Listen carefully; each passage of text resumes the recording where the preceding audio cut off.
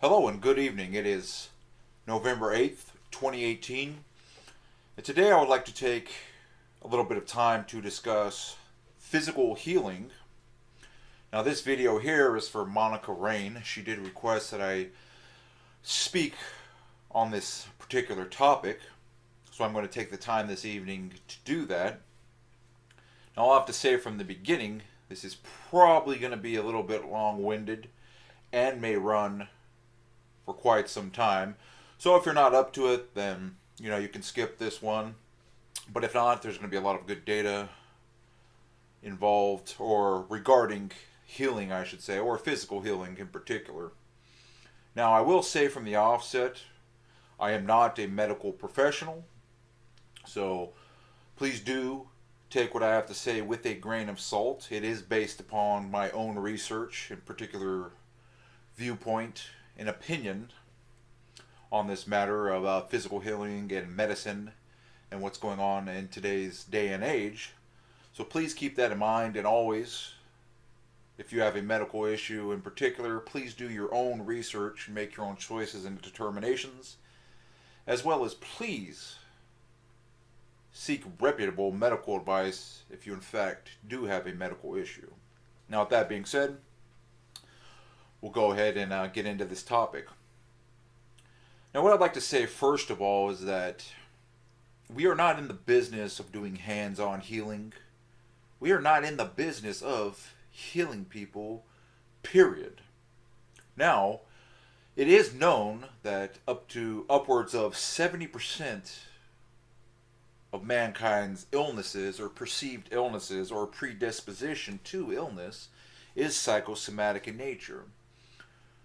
And for those of you who do not know, which means it is caused via the mind, psychosomatic. It is a pain or an illness that is caused or somebody is predisposed to as a result of simply believing it to be so. Things such as asthma, arthritis, various aches and pains, ulcers. A lot of these times, these things are mental in nature. People believe them so thoroughly, or there's underlying spiritual factors and psychological factors involved that predispose people to these things. Now, it is a well-known fact, an established fact, that in a large majority of cases, the people who receive the benefit of Scientology, and specifically Dianetic processing, and Dianetic assist, or Scientology processing assist, were in fact healed or cured or had a medical condition that was greatly improved. But I would like to say definitively that this is not the goal of us as Scientologists, and it is not the goal of a Dianetic or Scientology practitioner. Period. We're not in the business of healing people. Now, if somebody gets better or something that is a chronic condition resolves as a byproduct of this, then that is fine. That is good and well. As a matter of fact, that is fantastic and that is great.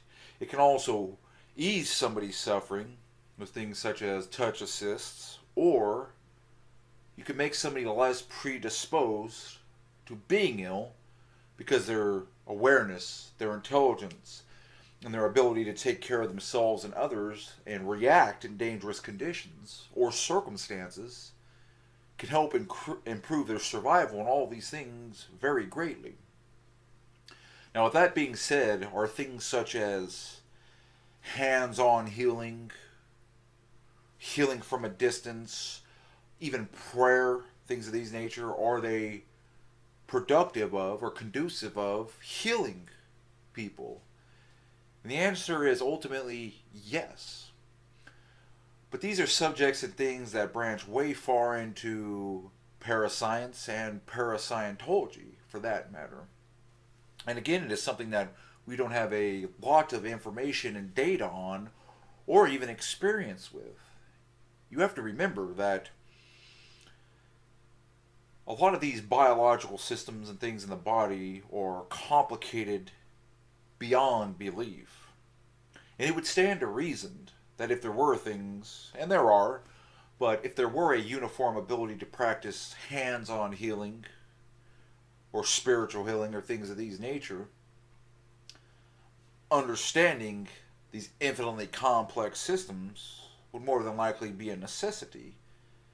And such as the cellular structure of the body and the endocrine system, how the neurons and things fire within the human brain, these are all things that are extremely complicated.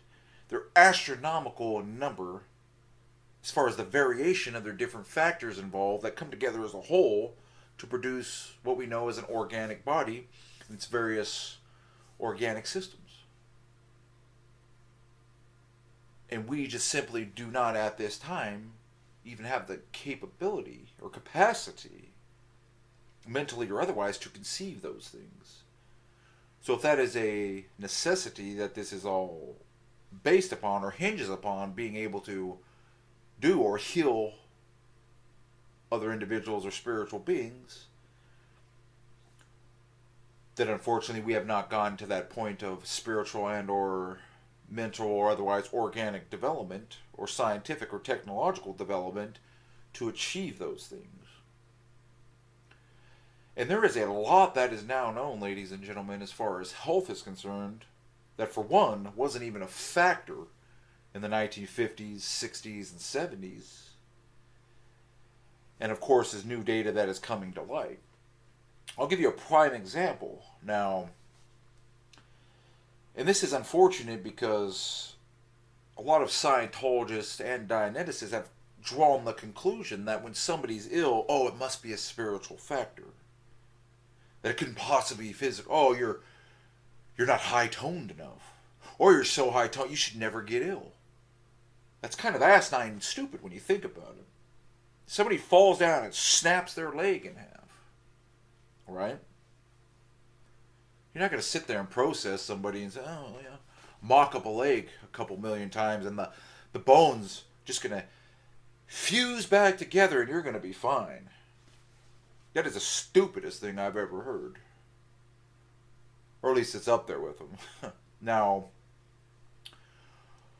of course somebody can fall ill, snap a leg, have their leg mended, and then later they can have that incident, the traumatic incident, ran out, and now they are no longer spiritually or mentally plagued by those circumstances, and this will more than likely increase the healing time in the healing process, and they may even heal better than they normally would if they're always going around and now fearful of, for instance, breaking that leg again, or fearful of becoming injured again.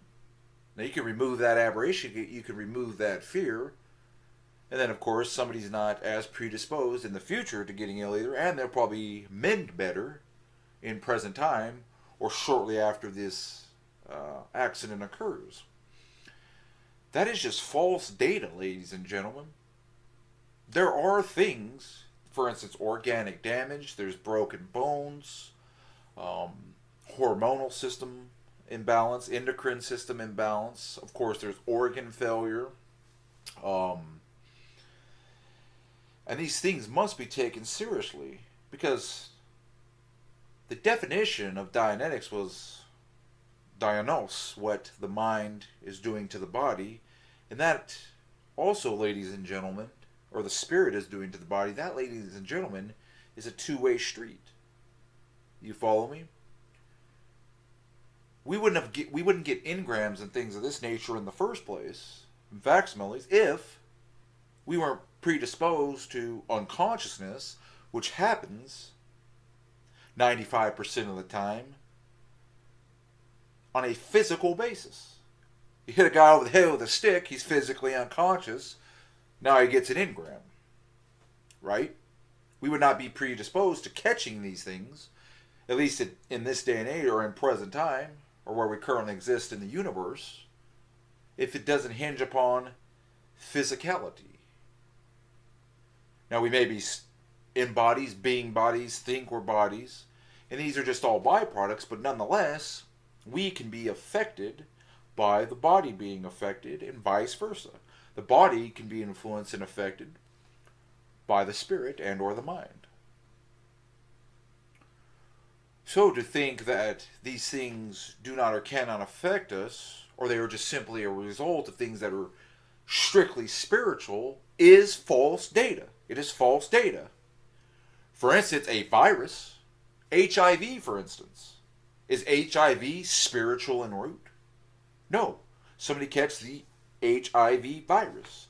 Hepatitis C, same thing. Hepatitis C is a virus. If somebody catches Ebola, are we going to sit there and say, hey, pick up the cans, please? You're not, you must have something going on here. Here, we're going to do an assist. You have Ebola. Don't worry about your intestines being liquefied and being spewed up. We're going to go ahead and we'll just assist you with this. That is the most backwards, psychotic, and ignorant thing I think anyone can possibly conceive. It sounds ridiculous when you put it in those terms. Right? Of course it does. Now, having said all this as a background, and to answer your question, Monica, is we are far off from what I'm guessing your intent was when you asked the question of physical healing, as far as on a spiritual basis. And the reason for this is we have taken great strides backwards on that account. The world we live in today, there is fluoride, there's inorganic calcium, arsenic, and a whole bunch of other byproducts that are being put into water or leaching into groundwater.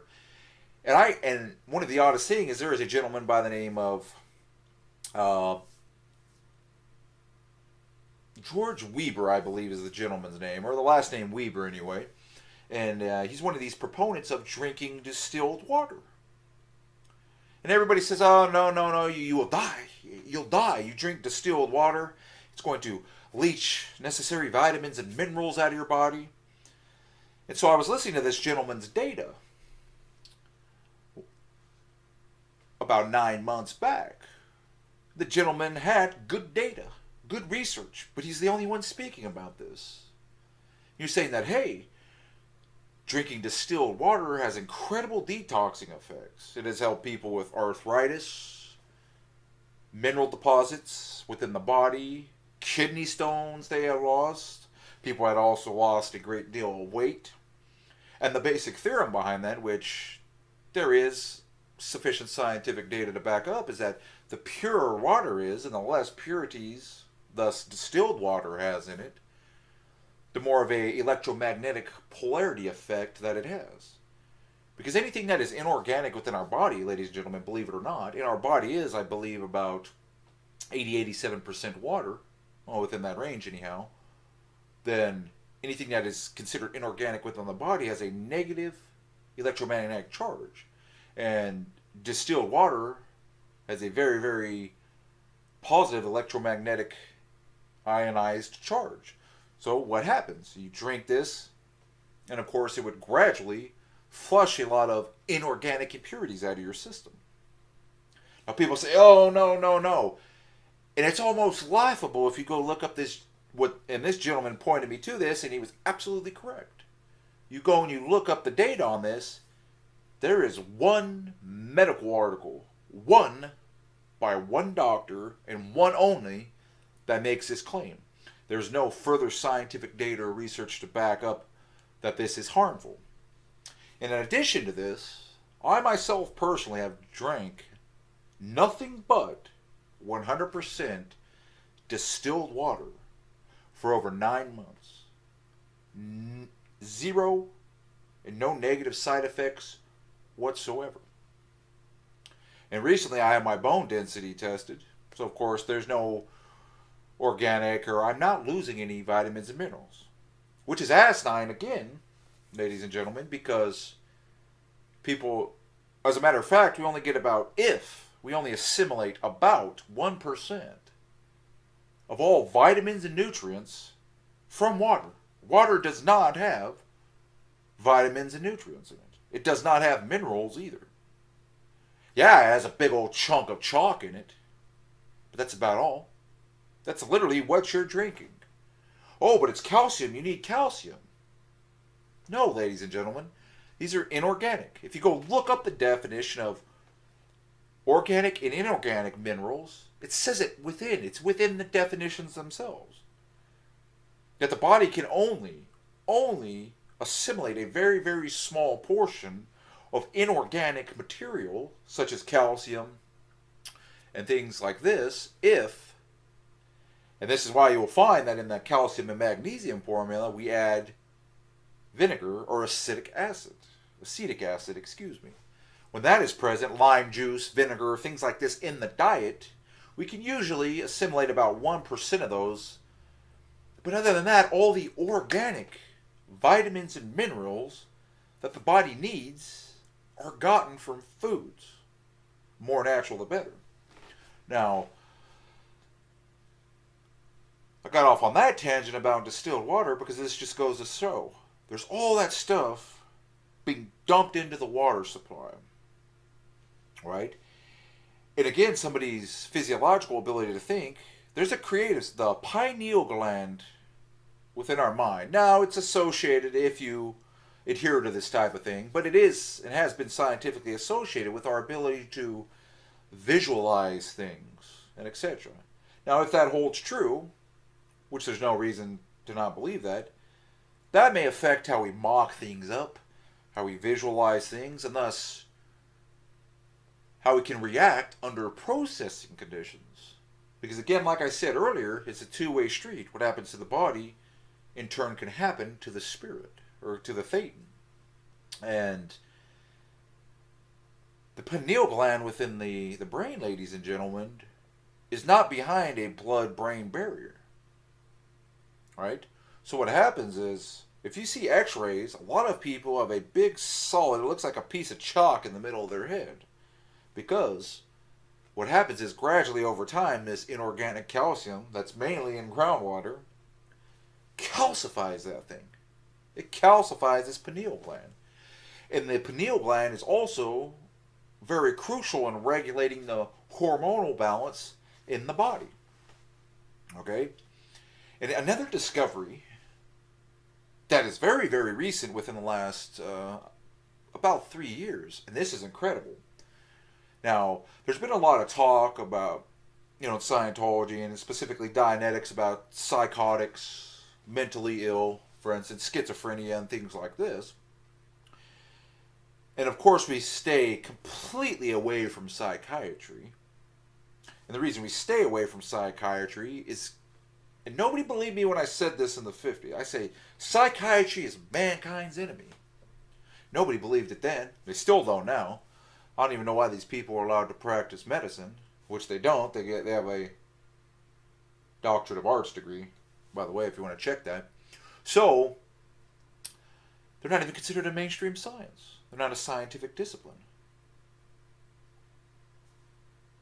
Right? And these people still practice this.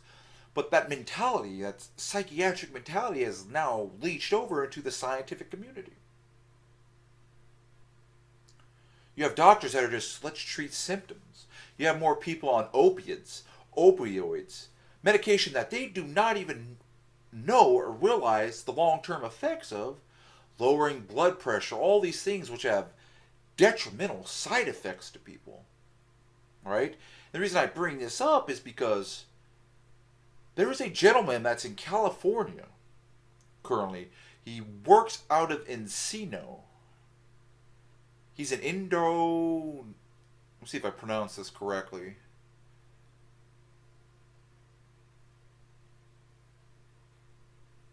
Well, he works in well, anyway, he's a neuroscientist and endocrinologist is the term I was looking for earlier, excuse me. So he's an endocrinologist as well. And he began working with veterans with what we now term as post-traumatic stress disorder, coming over from Iraq and these most recent conflicts in the Middle East. And, of course, a lot of these guys were severe cases. Now, what this gentleman, this doctor, has done is incredible, ladies and gentlemen. He took veterans. He took I believe it was around anywhere from 700 to 1,000, though don't quote me specifically on that. And these were gentlemen that, at a minimum, had 2 serious suicide attempts. We're talking about they swung from ropes, slit their wrists, put guns in their face, tried to blow off their own heads. These were gentlemen with serious depression, PTSD, anxiety, and a minimum of 2 suicide attempts. Because this doctor wanted to test this theory to the max and to the fullest. And what he discovered was, the reason these vets, or as the theory goes, he postulates anyway, that these veterans, over time, or as a result of one incident, being blown up by a IED or something by the roadside, or the concussive blasts that were continually, and the gunshots that were continuously being fired around these soldiers, was causing brain swelling. And it was also causing the constant release of epinephrine in their bodies, which is adrenaline. Adrenaline. And it fried them. It just burnt them out. It swelled their brains. It caused a hormonal imbalance within their bodies. Then after that happened, it just flipped the switch to where their endocrine system was constantly firing and constantly releasing adrenaline. To the point where these gentlemen were always anxious. They're always anxious. And in severe cases, they were even seeing things. They were seeing enemies and things of this nature that were not there. And so, as a treatment, this doctor discovered that if you take a local anesthetic and you then inject it here into the base of the skull, in the head, that what it does is that portion of the brain, right, it uses a local anesthetic to essentially paralyze it, right? Just temporarily. Then it allows those neural pathways in the endocrine system to start to rebalance. So now he unflips this switch, so to speak, and then he began giving these gentlemen testosterone injections so that their body would release the largest regulating hormone, at least in men, which is testosterone. And he would have cases, ladies and gentlemen, that were schizoid or schizophrenic, and were seeing things that were not there. 30 minutes after the injection, nothing.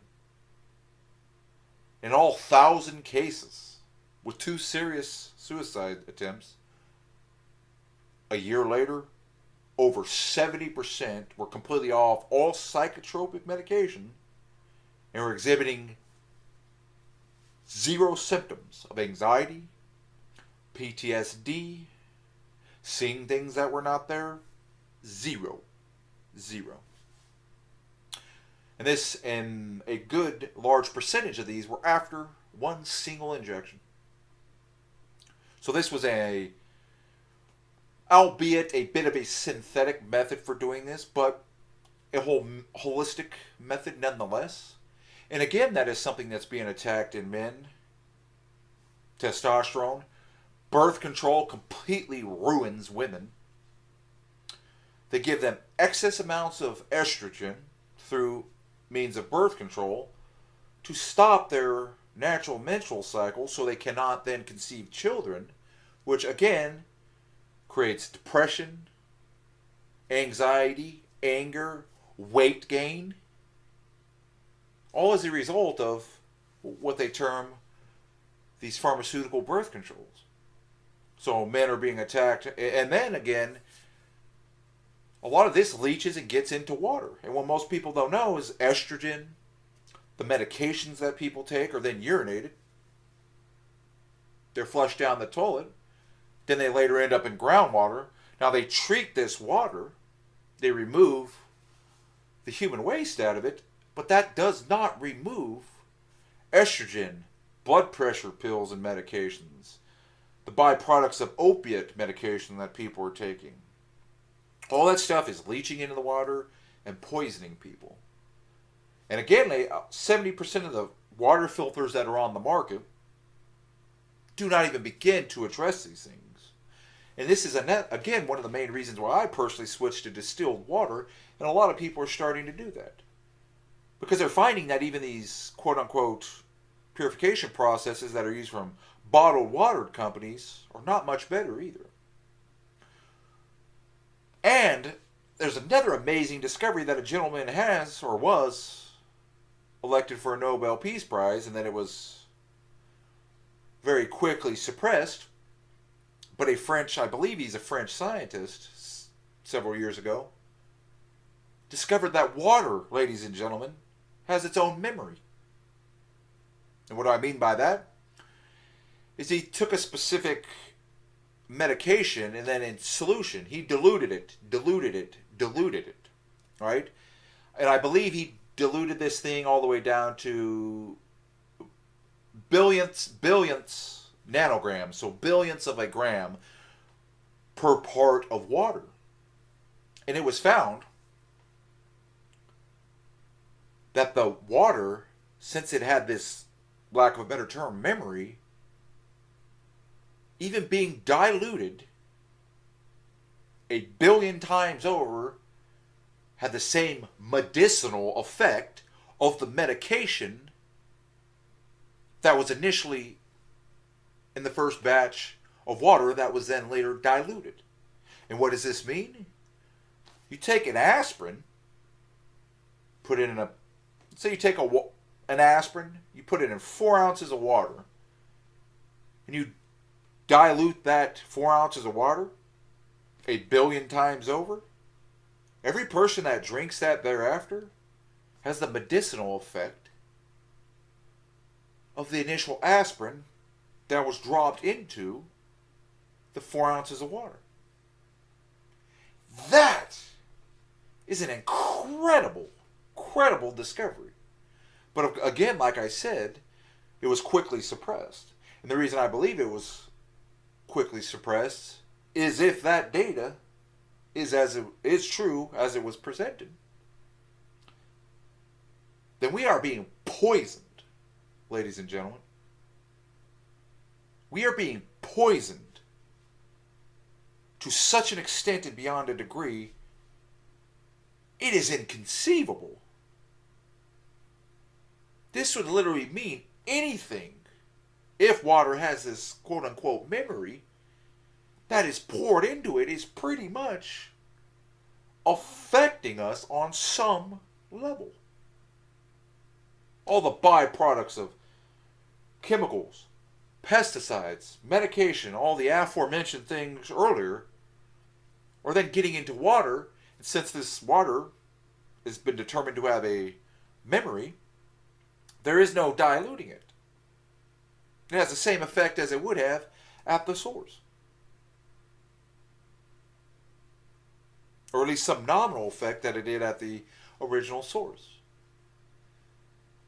So again, ladies and gentlemen, we have all these barriers in place. We have more barriers now, physiologically and medically, than we ever have. The water's polluted. The atmosphere is polluted. The food is polluted. There is hormones in pretty much every meat we eat because of how it's raised and how it is farmed. There is pesticides in all of the, or I shouldn't say all, but in a large majority, pretty much the large majority of the produce that is produced. Natural vitamins and minerals are not replaced into ground soil, so there's no telling, even if it's even if it's organic, how much of this food is even worth eating. How much nutritional value is really there compared to our ancestors. And a very odd thing I found was, of course, I was looking down this road of the biological effects in men and women. Now, women are almost twice as complicated biologically as men are. But when I was looking into this particular thing about testosterone, it was amazing to find that it's a known fact that men, I'd say 40, 50 or more years ago, were more virile. I mean, they were 100 times more virile than men are today. You have men going around, they have glidocomastia, which is male breasts forming, things like this. Their muscle tone is completely off. A lot of them act feminine. Now, that's not to say anything negative about anybody's identity or if they identify as homosexual or anything like this. But how much of that can be traced back to food source? Water. Lack of hormones and things like this.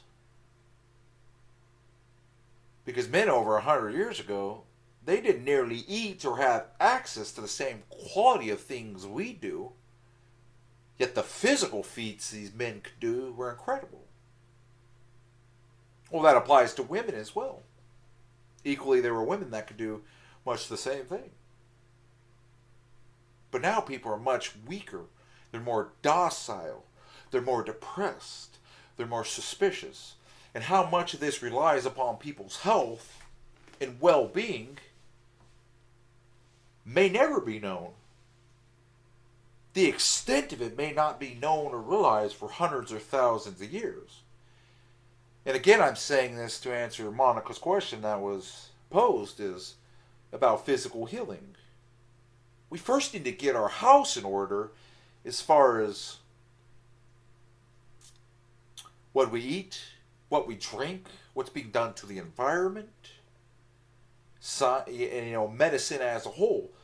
Those things need to be changed. They need to be trained. They need to be completely overhauled and changed. Before we even begin to address, well, what is spiritual healing? How much does wavelengths, frequency, light, things of this nature, how much of that plays a role in actual healing? We can't possibly even begin to answer that until our own house is in order. That's the true answer to the question.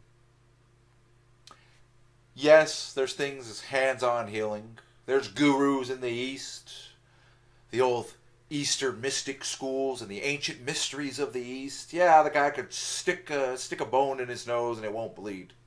Big deal. Fine. As a sideshow, it's great. But what we look for in Dianetics and Scientology, and what I specifically look for in particular, is uniform, applicable results.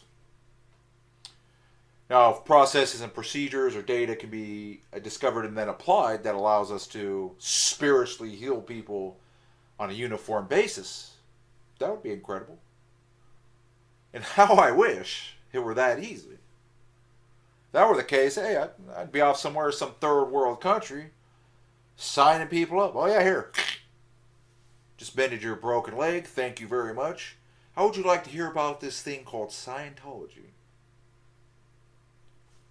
Just like that, we'd clear the planet. Just like that, everyone on Earth would be OT. But unfortunately, the universe doesn't work that way, and it is not that simple, nor is it that easy. So I believe I've said my piece, and I've described my viewpoint on that, and I hope that answers your question, Monica, kind of where we're at specifically at this point in time with spiritual healing. It's a far reach at this point, to be honest. There are many things such as assists, and a lot of people do recover through Scientology and Dianetic processing, but to put an emphasis on that or try to heal people spiritually, I think it does more harm than good, causes more confusion than it does lack of confusion in educating people. And I think what we should really push to do at this point in time is to begin to disclose what is going on with those things, such as the food sources, the water sources. And a lot of people are starting to come around, and a lot of people are being supportive of this type of information and data. And I think, again, in moving forward, the best practice as far as healing and health is concerned is to educate people. And then after educating, we need to begin to do further research. And then we need to start changing medical procedures and practices to take into account spirituality, well-being, much like naturopaths do. And I think if we pursue that path, then it won't be too many years in the future that we do have spiritual and very quick healing methods available to us all. With that said, have a good evening and goodbye.